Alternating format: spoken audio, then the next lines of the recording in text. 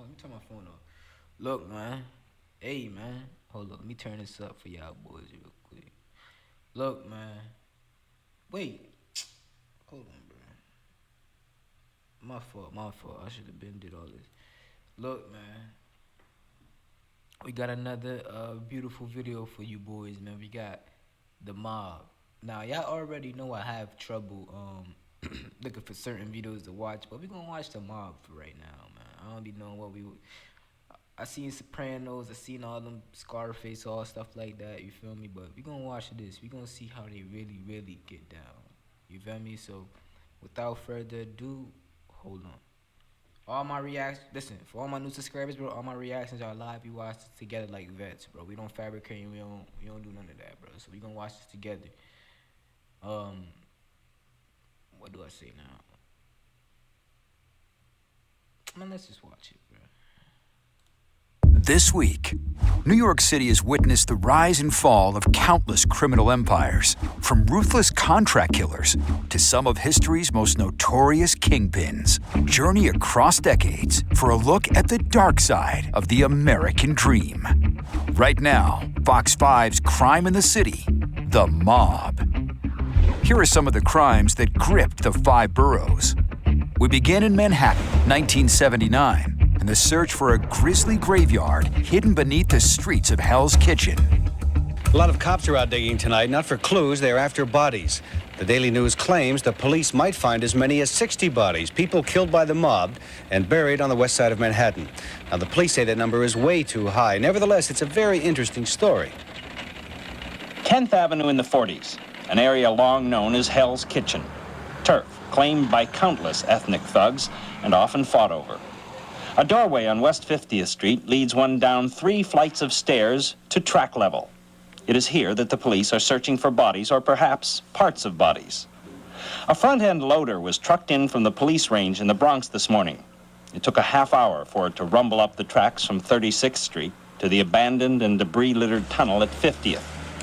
This is one of several spots along a 14-block stretch of track that detectives feel may house bodies.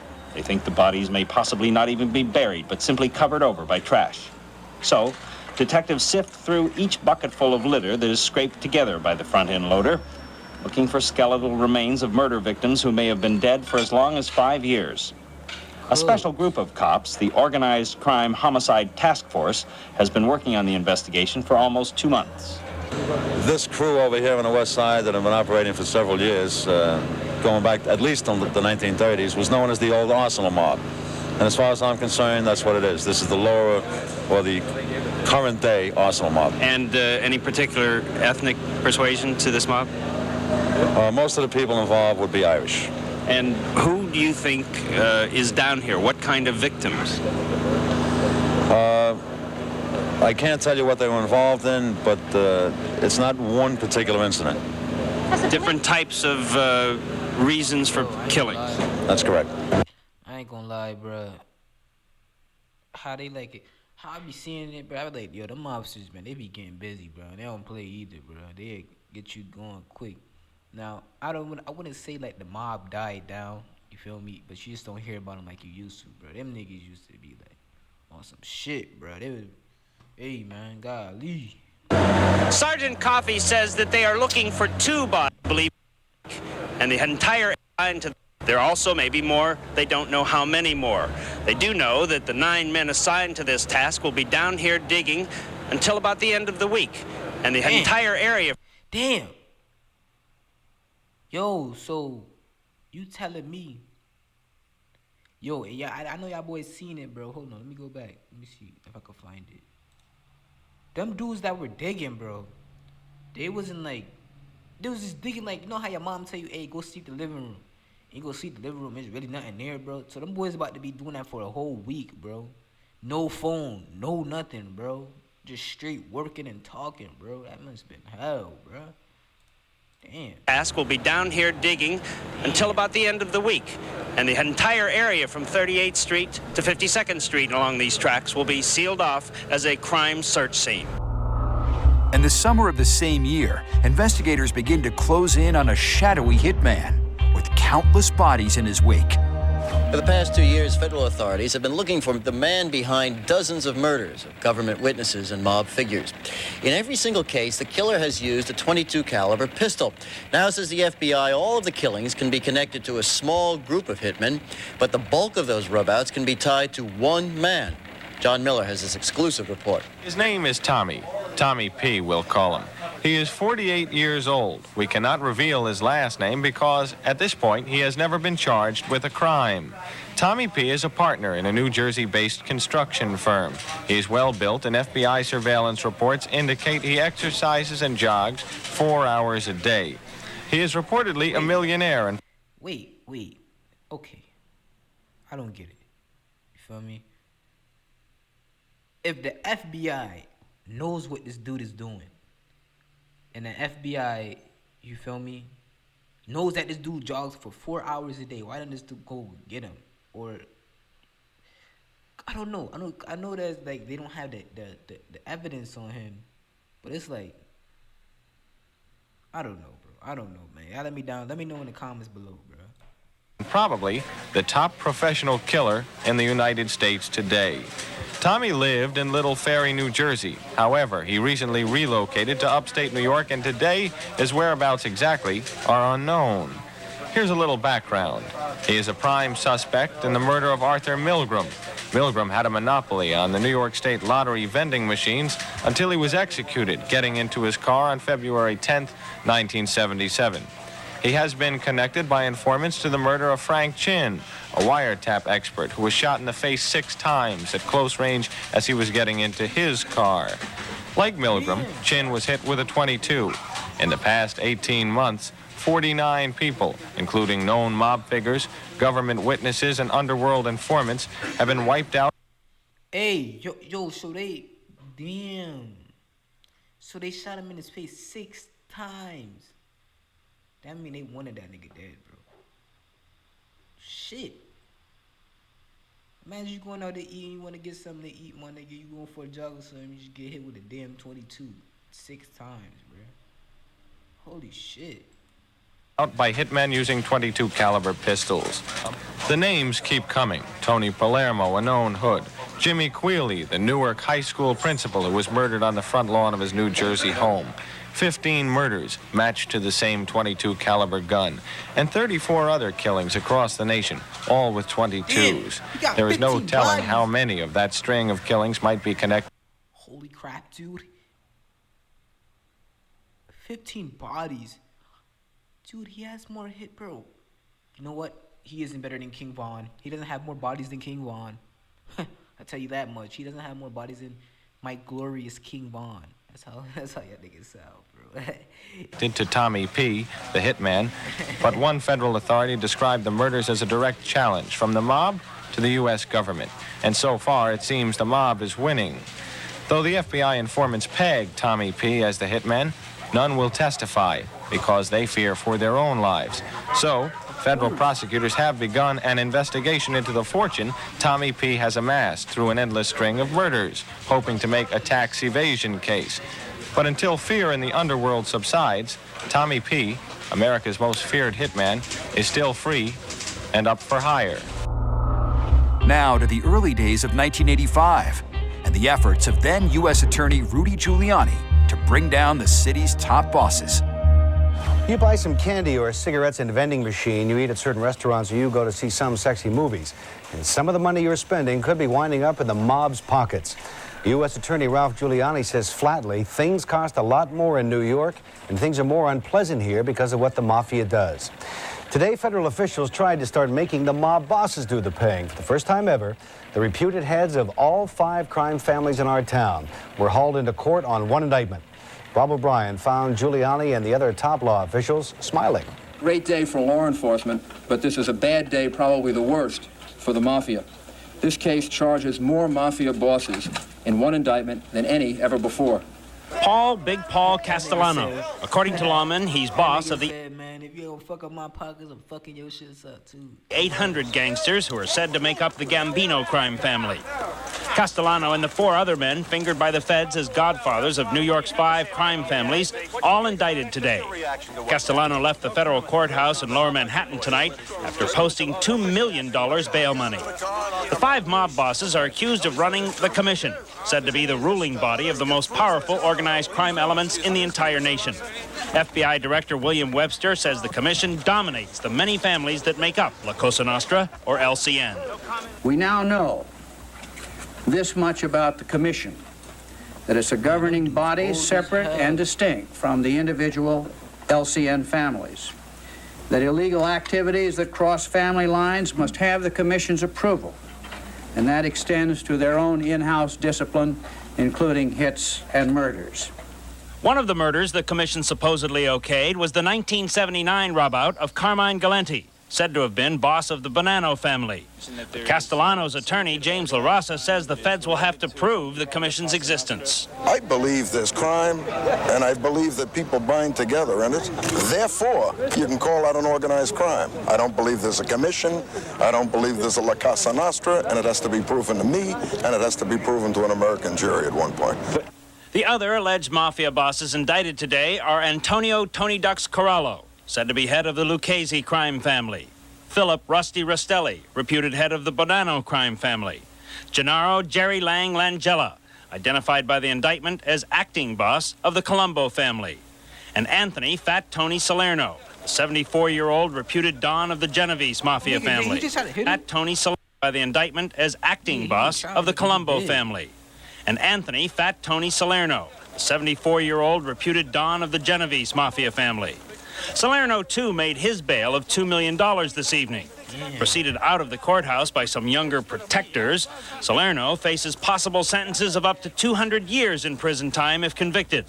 His attorney, Michael Rosen, calls the federal indictment something out of Alice in Wonderland. This is a circus put on and orchestrated by the powers that be over there at... Bro, I ain't gonna lie, bro, man. Imagine being a lawyer in this time period, bro. Nigga, you gonna get paid good as fuck, bro, if you know what you're doing, bro. If you don't know what you're doing, nigga, you about to see a bullet in your head, man. Nigga, by the next morning. That's the crazy part. St. Andrews Plaza. Meaning the federal prosecutors? That's what it means. You say there's nothing to the federal government contention that... We will address the charges in court. We were supposed to address them. We're not going to address them out on the street, and we're not going to address them in the press. During today's bail hearing, federal prosecutors said...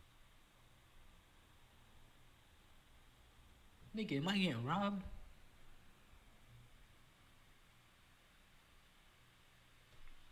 You know what? We gonna act like we ain't hear it. Thousands of hours of taped conversations had been recorded by the 90 wiretaps and 80 bugging devices used during the long investigation. U.S. Attorney Giuliani says the bugs, one of which was hidden by federal agents in the dashboard of Antonio Corallo's chauffeur-driven Jaguar, provide a vivid picture of how the American mob functions. Also in court today, Christopher Christy Tick Fernari, accused consigliere of the Lucchese family, and reputed Lucchese underboss Salvatore Tom Mix Santoro. Santoro's attorney Sam Dawson, pleading for low bail, told the court Santoro is suffering from cancer of the colon and should be in the hospital. Instead, both Santoro and Fernari are being held in lieu of $1,750,000 bail each. My client was riding around in that car, and there wasn't one word that came out of his mouth that indicated any activity on his part of a criminal nature. A lot of good radio music, a lot of great radio music. And WINS News was played all the time, and one of the music stations was played all the time. Maybe but that's why... Not all that much about criminal conduct, I'll tell you that. U.S. Attorney Giuliani's description of the bail amount set here today, very solid, very reasonable. Giuliani says it may be as long as a year before this case goes to a jury. And in November of 1986, Fox 5 gave viewers a closer look at the ever-changing faces and places of New York's 5 families. Another hit that made big headlines occurred outside the Sparks Steakhouse 11 months ago. Paul Castellano was a target then, and his murder changed the face of organized crime's most powerful family, the Gambinos. Tonight, in part 2 of his special report on where the mob lives, former New York City police detective Frank Grimes takes a close-up look at the man they call the Dapper Don. This is how many people in the mafia retire. Last December, some in the Gambino crime family thought the boss, Paul Castellano, had been in power long enough. He and his number 2 man, Tommy Bellotti, were retired in front of a Manhattan restaurant. But this is also how many people in the Mafia get promoted. With Castellano and Bellotti out of the way, alleged Gambino family capo John Gotti seized power. Law enforcement officials say he's the man who now heads the Mafia's largest and most powerful crime family. Gotti carries that prestige with a flair that has attracted a lot of publicity. He seems to enjoy it. He strides past reporters and cameras, his head held high, his body wrapped in expensive suits. One report said each suit cost $1,000. Gotti supposedly got angry. The suits cost $1,800. John Gotti, a man with the label mob boss, lives with his wife and children in this house in a middle-class neighborhood in Howard Beach, Queens. Private security patrols routinely canvass the quiet streets. No one was at home at the Gotti house on this rainy day, so I talked to neighbors. I asked how they felt about living near the man who law enforcement officials say killed people to get to the top. I'm not afraid. In fact, I feel safer. You feel safer? I sure do. Why is that? My cars have been stolen in every area but this one. Others on Gotti's blog said the only time they see him is on TV or in the newspapers. They had no comment beyond that. But Gotti's next-door neighbor had this to say. I'll tell you something, they're the most beautiful people you can meet. This is where Gotti hangs out. The Bergen Hunt and Fish Club on 101st Street in Ozone Park. Law enforcement officials say it's Gotti's headquarters, a place for meetings, deals. The FBI bugged it, so it's quiet here now. The folks in this neighborhood don't see much of John Gotti these days, but they remember. That's the best man around, and I'm 45 years old, the best man for me. I've known him as a youngster and always as a gentleman. Whenever I see him walking, he always has a marvelous smile on his face. In fact, I admire the way he dresses. But John Gotti's suits aren't getting much wear right now. He's in jail, on trial in Brooklyn federal court for racketeering. Some in the family may look for him to retire. Although Lieutenant Remo Franceschini of the New York City Police Department says when mob bosses are in jail, their position sometimes gets stronger, as long as they don't stay in jail for too long. Because they have many hours to think about their structure and about who's loyal and who's disloyal. And they have a constant communication going in and out of there, to let them know who is loyal to them and who's not. According to law enforcement officials, there are 3 men who stand out as Gotti loyalists: Sal Gravano, Joseph Butch Correo, and Joseph Armone. Officials say Armone has a long history with the Gambino family and an extensive arrest record to prove it. He lives here in this row of houses on 92nd Street in Bay Ridge, Brooklyn. I went there to try to speak with Armone. He wasn't in. But his wife told me the only business Joe is in is the fruit business. In a fruit business. Is that right? Yeah, that's right. You can take it from me because I'm his wife. All these organized crime people have some sort of a basis for employment. They use, in many cases, cover employment. But the fact of the matter is their employment is illegal activity, criminal activity.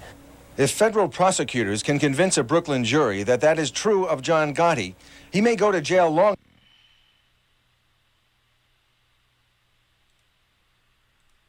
Them niggas yapping. Family members and neighbors say a car with 3 men inside. What's going on? There were no customers to watch. When 3 men came in, they could take their time, and they did. They pumped at least 10 shots into the barber.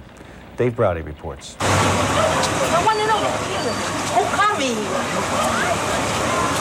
He's my nephew. What's wrong with you? Family members and neighbors say a car with 3 men inside had been waiting for some time this morning outside the father and son's haircutters in Ozone Park, waiting apparently for Vito Scaglione, the owner, to open for business.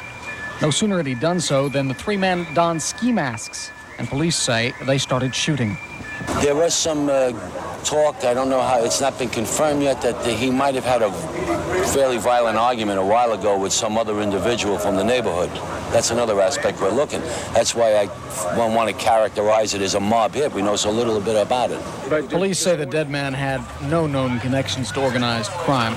Relatives and neighbors indicated they knew of nothing unusual at the shop. Scaglione had owned it for 15 years and worked there actively as a haircutter.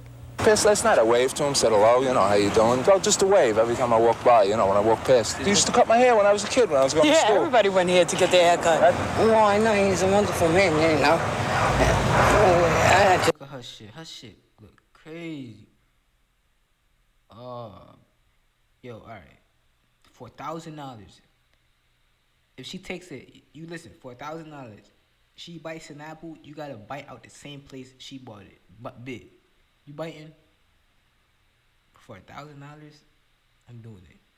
I ain't gonna lie. Just can't believe it. I'm shocked. There have been 3 killings connected by detectives to mob frictions in recent weeks, but since police have found no known mafia connections involving Vito Scaglione, and since today's killing bears no professional hallmarks, with the killers actually sitting in a car waiting outside the shop for Scaglione to show up, investigators say it seems unlikely that this was a high-level hit. Since detectives already know with whom the owner of the shop had the dispute, and because this is the kind of neighborhood where everyone knows everybody, and there are a lot of people on the streets, police are confident they'll make progress on this case quickly. And finally, we complete our journey on Thanksgiving Day in 1991 and the beginning of the end for the Teflon Don himself, John Gotti. There is 120 mob rubouts, presumably among them the brazen assassination of former Godfather Paul Castellano, the murder Gotti. In original. Man, them niggas chatting, bro, man.